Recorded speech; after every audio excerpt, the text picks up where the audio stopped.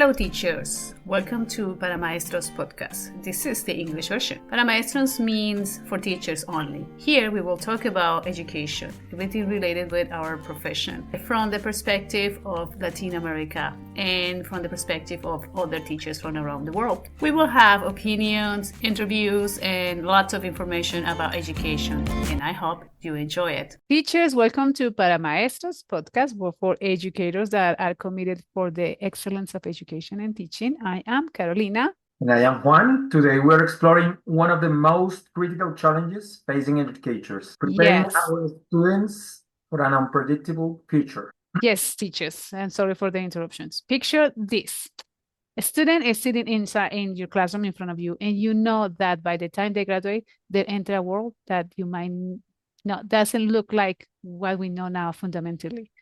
They will have different situations, different landscapes, the technologies that emerge from one day to another overnight, and the social structure that have evolved in unprecedented speeds. The question isn't whether the change will come. The question is, are they ready for it? So we're going to discuss this today.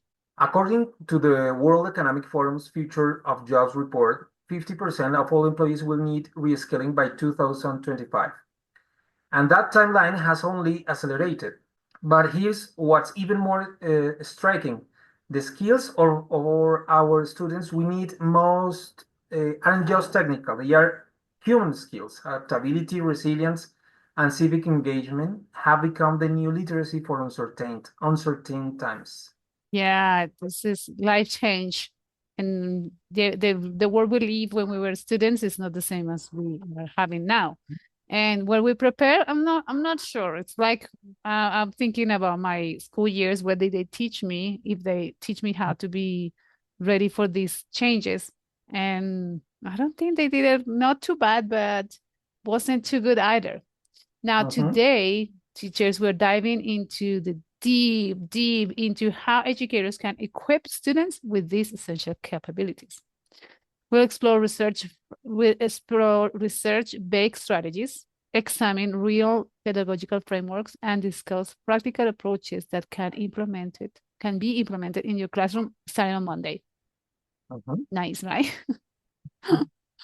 Okay, let's begin with adaptability.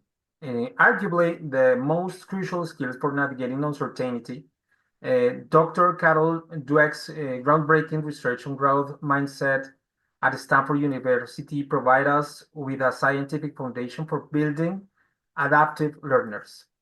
Yeah, Dweck's studies published in the journals like Developmental Psychology, and Child Development demonstrate that students who believe their capabilities can be developed through education and hard work significantly outperform those who had fixed mindsets. But that's one of the strategies. How can we translate this to the classroom? What can we do? The key lies in what educational research is called productive struggle. According to the National Council of Teachers of Mathematics, productive struggle occurs when students engage with challenging tasks that are within their reach but require effort and persistence. This isn't about making things unnecessarily difficult. It's about creating controlled environments where students learn to navigate uncertainty. Yes, I remember that when I was teaching my little ones, giving them the chance to struggle, Sometimes my assistants were like, can I help them now? Can I help them now? Yes, no. Let them struggle a bit. It's okay. It's good for the brain because it's how we develop. It's good for the brain. So give them a little struggle, having them frustrated a bit, and dealing with that frustration is a good strategy. I think that is something that nowadays, I guess parents more than teachers are facilitating kids everything, giving them solutions and solving their problems, and don't let them think, and that will not help them in the life, because in life we have to solve our own problems and we have to struggle and we have to deal with these situations. So I think in the school we can start, giving some, struggle. It's okay to struggle and take this bad connotation of struggle. Struggle is positive too. You have to struggle because the brain is working and fixing things and join some neurons there. So I think that's a good one. Another strategy was the practical strategy. Another practical strategy is the challenge response framework. It's a base research from Harvard Graduate School of Education that implemented a three-step process. So the three-step process first was present an ambiguous problem, give students scenarios with no clear solutions. For example, in social studies, present them with historical decision and ask them how to weigh multiple perspectives without immediately revealing the right answer. That's step one. Step two is facilitate collaborated inquiry. So research from the University of Cambridge shows that collaborative problem solving develops cognitive flexibility, structure groups where students must adapt to the approaches from other people around them, for their peers. So they have this input from their peers and they will have to adapt their knowledge or their, the thinking, because they have peers to collaborate with them, and also reflect on the process, not just on the product. The Journal of Education of Psychology emphasized that reflection on thinking processes, metacognitions, build transferable adaptive skills. I remember having learning about metacognition when I was learning to be a teacher, and they talk about thinking, and I was like, "Ooh, that's cool."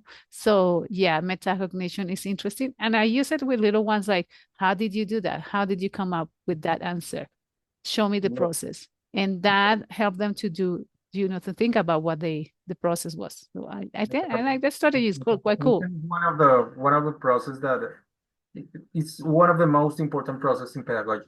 Yeah, it is That you have definitely. to learn in the university, and what you have to apply all the time in your classroom. Okay, there is a very important point here is the emotions, social emotional skills.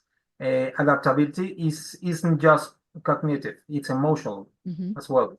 The collaborative for academic, social, and emotional learning identifies emotional regulation as a fundamental to adaptability. Students need to learn that uncertainty creates discomfort, and that's normal and manageable.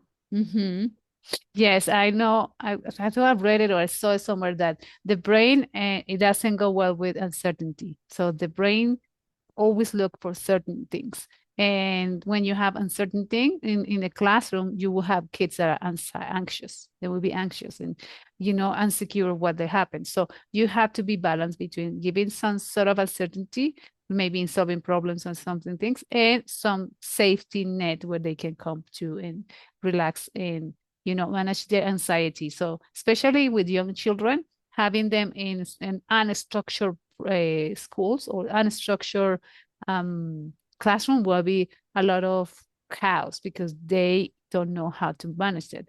So I think first teaching them how to manage uncertainty and then provide these circumstances where they have to apply these skills. I think that's important. Another thing is resilience, and to academic rigor. So now we have to talk about resilience because I think the world is changing every day. And so we have to be kind of resilient. So let's turn to this. And the American Psychological Association defines resilience as the process of adapting well in the face of adversity, trauma, tragedy, threats, or significant sources of stress. In educational context, we are talking about academic resilience, the ability to persist through intellectual challenges and setbacks. But resilience is a little more than that. It's something that the brain learn how to manage around certain situations. And lots of kids have to be resilient now. And I think it's an actual ability that is not common. It's No, difficult to be resilient. I think you have to be in adverse. I think that's why in Latin America we're so resilient because our situation is very adverse and we have so many changes and things and situations that we learn how to deal with it somehow, but it's not conscious learning. It's not like, oh, Yes. I learned how to be resilient. No, no, no. You have to leave certain situations. So, and you have to manage to go around them and face these situations. So you became resilient. But it's not like as they taught us how to be resilient, right? But my point is that resilience is not easy It is. to get as a as an ability. No, definitely It's not. very difficult. Mhm. It's very difficult even for adults. For adult. Yeah, definitely. We don't. For We need to be conscious, I guess. and teach to our students, it becomes even more difficult when you, as a teacher, you are not a A resilient resilient. person. Oh, So yeah. you have to, Some it's just those abilities that you have to you have to be you have to embody the ability. You have to show the ability. It's not ex just in a cognitive way. It's part of the example that you provide to your students. Yeah, and something that just come up to my mind is like we didn't hear resilience. That word for me is kind of new. Like, it's not like a, oh, we hear when I was at school, I hear resilient. When I was at the university, I hear resilient. No, I thought actually it's like a new word. I think I'm gonna find out when it came up or who brought this word to life because I don't remember listening or hearing this word for many years up to now, recently, Mhm. actually, say 10 years maybe. So interesting. That's interesting. Yeah, very interesting. Okay, Dr. Martin Seligman's research at the University of Pennsylvania on learned optimism, yes, provides educational crucial insights. Mhm. His studies documented in psychological science and replicated across multiple educational settings show that resilience can be taught through specific cognitive strategies. Yes, they talk about the ABCD model for education's resilience. So pay attention, teachers, have notes, take your notebooks, write it down, type it. This evidence-based framework helps students to develop resilient thinking patterns. So first, A for adversity. Acknowledge the challenge or setback. Mhm, B is for beliefs. Examine the automatic thoughts about the situation. So if it's too negative, examine it. Consequences. Understand the emotional and behavioral responses. Interesting, no? D mhm, is for disputation. Challenge the unhelpful, sorry, not unhelpful, unhelpful beliefs with the evidence. So this belief, I believe this, and I show my evidence, so compare it and challenge it. And energization, I think, energization. Apply, Organization. yeah, energization, thank you. Apply new perspectives to move forward. So these are the ABCD of resilience. I hope you have taken notes. But in this case, this strategy is you have to do all of these At the same time. at the same time, In one or second. I think I think teachers are the most resilient because we do have adversity every single day in the classroom with the parents, with the administration, with the kids, with the furniture. So I think we apply this technique every day all the time. just in 1 second, yes. Okay, and how can we can implement this in the classroom implementation? Research from the University of Melbourne suggests implementing this through failure parties, structured debriefs where students analyze what went wrong in assignment or project, not to assign blame, which Mm, is very common, but to extract learning. The key is making failure a data point, not a verdict. mm, Um, yeah, this is very important because in our culture in you're blaming in every time. Latin America, we tend to blame Hmm. to others, and it's not. It's just what we learn about the situation, what we learn about the mistakes, what we learn Hmm. uh, It's hard, no? about the It's hard process. not to blame. It's hard not to blame. We want to blame. It's something that we need to do. I need to blame. Who did this? Who did this? I need to And it's know. very easy to blame others and not to It's blame all ourselves. ourselves. Yes, that's also true. Or Mhm. opposite. Some people. blame themselves for everything, and it's not, it's very well, some That is people not do that. resilient. Exactly. So another thing is we're going to talk about Europe and the Finnish education system, which is always ranked or consistently ranked among the world's best with PISA assessments, which we have a thing with PISA, because you Mhm. cannot compare the Finnish with the Latin America. It's not fair. And the situations and the learning environments are different. So it's something that I think that you have to be comparing PISA with Latin America. It's something unfair for me. That's my point of view. It's just an standard that the Yes. it's from I forgot the name of that OCDE, Hmm. Exactly. just to follow. It's Hmm. just a standard, but it's true that it's unfair to compare uh, Sweden with Colombia. Exactly. Yeah. So they don't have the same situations, and socially and investment in education is different. So, Mhm. but we have to learn some things from them because they do things right. So they have good results. So one of this is the Finnish educators emphasize that they call what they call the phenomenon-based learning. So what they do is they say real problems. Okay, so real issues in the world. They don't have simple solutions for it. So this approach is documented in the Finnish National Agency for Education to build resilience and normalizing complexity and ambiguity. So they do this. Students, they work on real problems in Mhm. in the world and discuss it and give maybe some sort of solution. So that sounds interesting. Very interesting, yes. Okay, a practical strategy, the resilience portfolio, Mhm.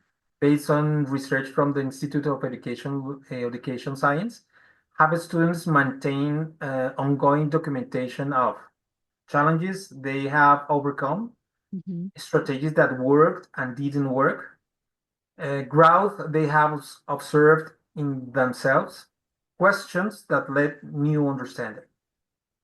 Cool. This is the So this portfolio. is not just journaling, it's evidence-based reflection that builds research and resilience identity. Oh, I can do mine. I think many teachers can go and I did this, I saw this way, I react this way. Cool. That's interesting. Mhm. Yes. Not just that, just it's an identity, just building your resilient identity. Interesting. Another part is the civic engagement as future readiness. Civic engagement that we seeing less and less and less, I think. What do you think about it, Juan, the civil engagement? The civic engagement, this is one of the most important because it is related to social skills, Mm-hmm. Mm-hmm. emotional skills, Mm-hmm. what we project to the others and what we can learn from others. It's very interesting as a social beings that we are. Mm-hmm. And this is one of the pillars. The Center of Information and Research on Civic Learning and Engagement at Tufts University has conducted extensive research showing that civic engagement skills, critical thinking about community issues, collaborative problem solving, and respectful dialogue across differences are exactly the skills students need to for any uncertain future. Uh, Mm, it's just to solve the problems in common. yeah. We But tend to solve the problems individually, but when we when we get can with the together. other and solve the problems together is different, Yeah, definitely. maybe faster. Or not. Sometimes it can get everybody to agree on something. It's a little difficult sometimes. Mhm. But well, what is crucial about the civic engagement is that it's not about the government, it's not about politics. It's Mhm. about the fundamental human skill of living and working together in diverse communities, especially when we disagree. That is the most important thing. How can we live together when we disagree and when we are in a diverse community? Cool. Okay, let's talk about the research foundations. Mm-hmm. Studies published in the Journal of Democracy and American Educational Research, a journal, consistently show that the students who engage in structured civic learning demonstrate higher levels of critical thinking, just what we were talking about in the previous episodes, Mm-hmm. better collaborative problem-solving abilities, Mm-hmm. increased tolerance of ambiguity, and stronger communication skills across differences. Wow. So let's talk about the civic reasoning framework. So how do we do this? Developed by the research of Stanford University is history education group. This approach teaches students to first source and collaborate.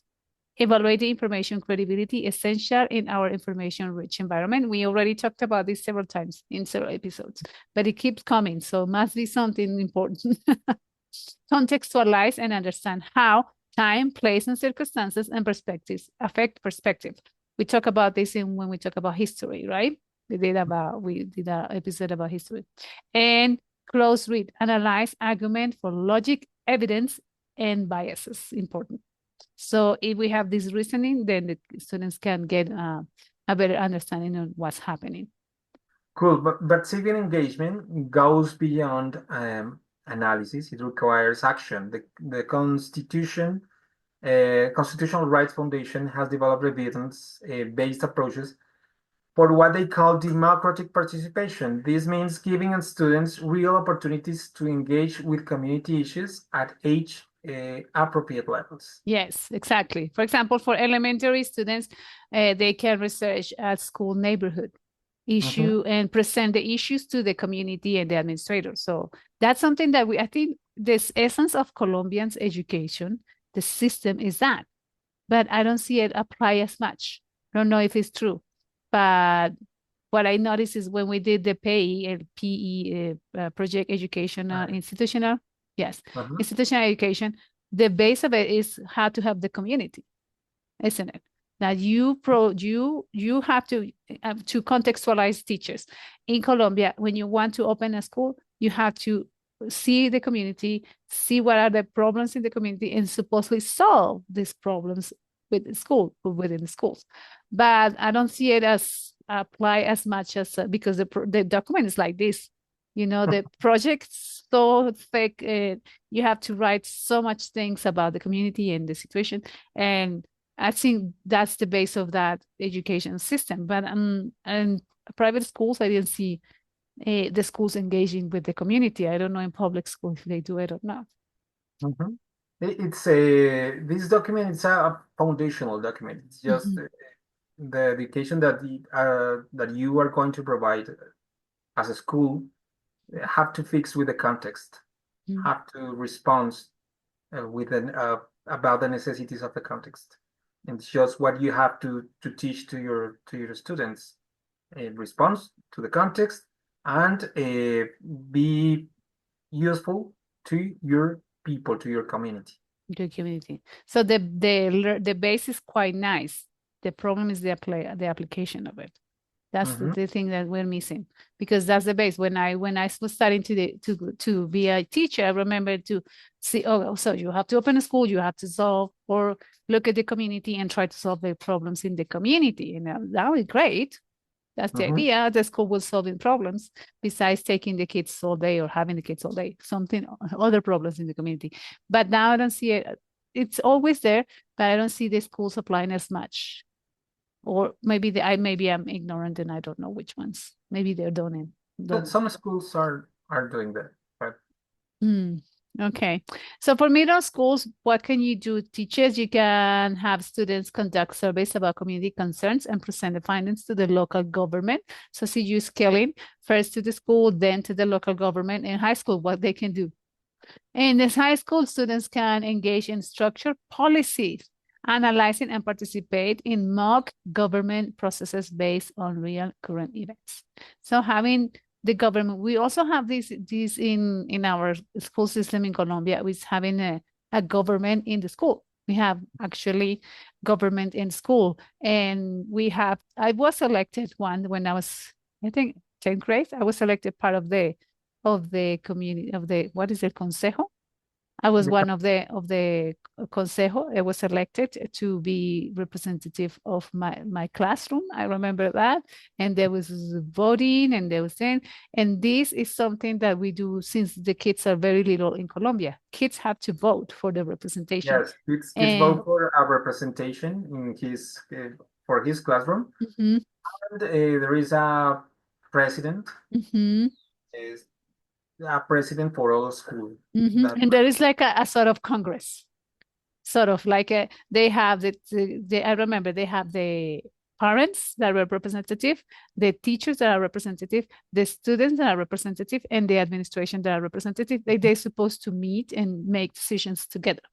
Mhm. That's how it works in Colombia, the education, the And it works government. very well, I think. It's Yeah.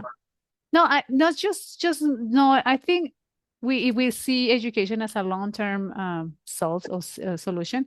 I think that these kids have been voting for so many years in school. Sometimes they vote wrong because someone wants a pool and they vote for the pool, and then realize that couldn't happen. Nowadays, at this moment in life, they are voting. They are voting. This started in 1991, right? The the government, school government. I don't remember if it's 1991 or 1995, and they Mhm. now they are voting, and they are, I see in the news that more people are coming to vote. But Mhm. this is I believe, this is my belief, this is my only belief. I believe that is the result of having these kids voting all the school years. Every year they have to vote, every year they have to face a decision. So I think this, my belief is that the increase on voting, still low in Colombia, but that have increased, I feel is because these kids have been participating on that democratic Mhm. aspect of the school. I know. What Yeah, do you think? when they did this at the school, they become even more critical about politics and about social situation, Hmm. the country. Uh, I think it has outcomes, but it's not. It's very, Still, very, very slow. yeah, it's very slow. I feel like it it's having them doing the voting every day, every year, make them believe that there's something that matters and that they are more engaged. And I feel that if we make it better, if schools can implement it a better way, and having another, you know, activities, or having these representative accountable for what they did or they promised, then that will be another story. But I believe that is a good strategy, and it's mandatory. Also, teachers, it's And mandatory in Colombia. We have to elect a school government. It's mandatory. It's not an optional. It's, I think it's in March, some sort of March of April.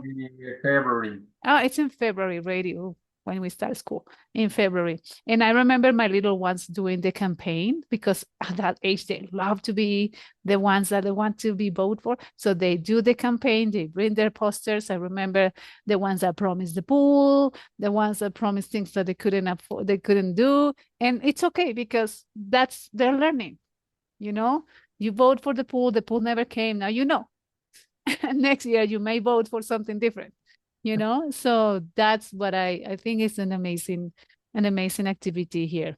That's what I like. A good opportunity to understand what the kids want, what they want to do, what they want to learn. Hmm. It's a good pedagogical strategy as well.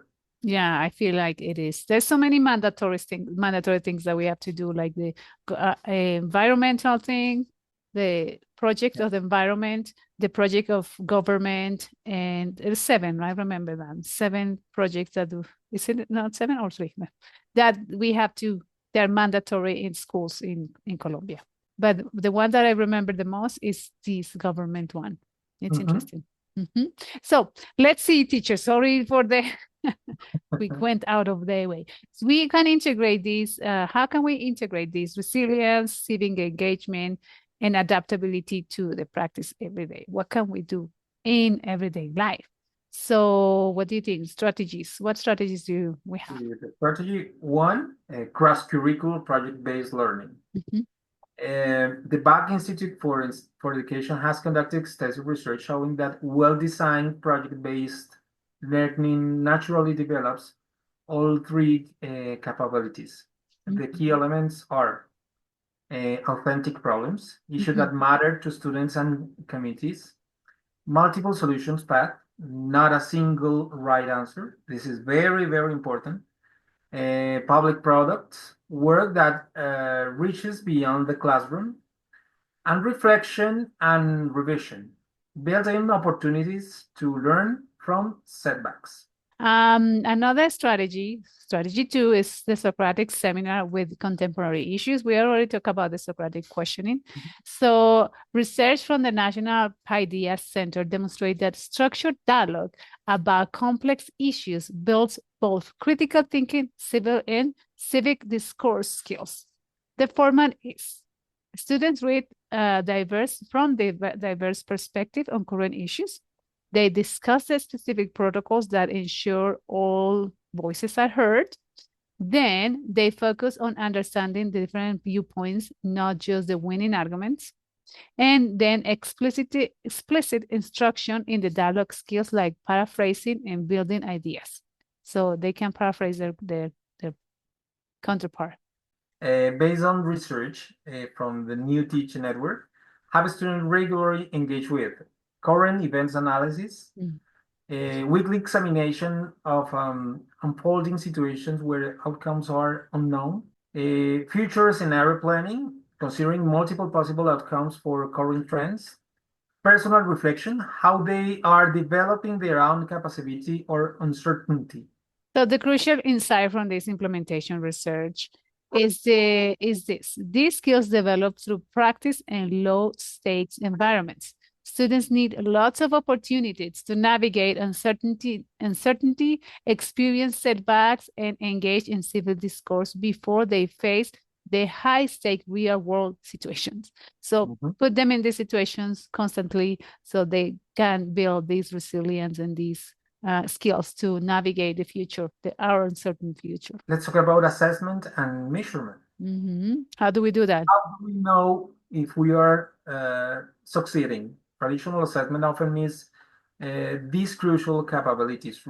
Research from the Harvard Graduate School of Education and the Center of Curriculum redesign points to several evidence-based approaches. So, for example, performance-based assessment, rather than testing knowledge, recall, create assessment where students must adapt their approach based on the new information. See, this assessment will be different. Persist through multiple step problems with setbacks. Collaborate effectively with peers who have different perspectives and communicate the reasoning clearly.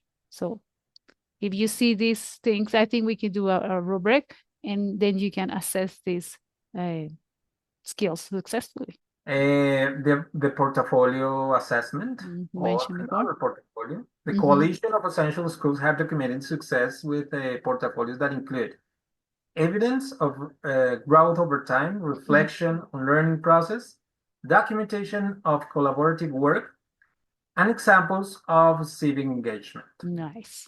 So, of course, the self-assessment tools. We have to self-assess ourselves. So, research from the Assessment and Teaching the 21st Century Skills Project showed that students can reliably assess their own development in these areas when given appropriate rubrics and training. See, because they they can say everything's good. We know teachers. So the key insight for this assessment should help students understanding their own growth in this area, not just provide grades. We don't want just provide grades. We need to tell them, have you been better now? So compare themselves with themselves, not with other ones. So teachers, let's be honest about what we're asking educators now. Building adaptability, resilience, and civic engagement requires shifts of both pedagogy and mindsets. The research is clear about that what works but implementation takes time and support. So it's not one day to another that everything is going to be okay. It takes time. We need to start small. Choose one strategy that resonates with your context and try it with one class or one unit. Document what happens, adjust based on what you learn. This is exactly the kind of adaptive, resilient approach we want that our students need to develop. Yeah, we want them to start slow and little by little. Don't apply everything at the same time. We could not do it. Remember, you are not just preparing students for tests or even for jobs. You're preparing them to be thoughtful, capable human beings. I put it in human beings, to be human beings. So it is important to teach them how to navigate uncertainty, bounce back and setbacks, and contribute meaningfully to their communities. So we have our job is not to teach content; it's way bigger than that. The future may be uncertain, but our commitment to students' growth doesn't have to be. Every time we help our students develop these capabilities, we are making tomorrow a little more helpful. Yes, because they are going to make our decisions. They are going to make decisions for us. So we want to help them to be more thoughtful and more kind and caring. So teachers, that's all for today of Para Maestros. For a complete research list of citations and practical resources we mentioned, I put it on the description. Okay, so you can see them. And well, next week, we are going to talk about how our teaching profession plant the seeds for the future, the legacy of the teachers. Until then, and keep teaching with purpose, and remember, the seeds you plant today in the classroom will grow tomorrow's solutions, hopefully. Okay, see you next time. See you until next time. Bye-bye. Media and explore my website. All the links in the description below.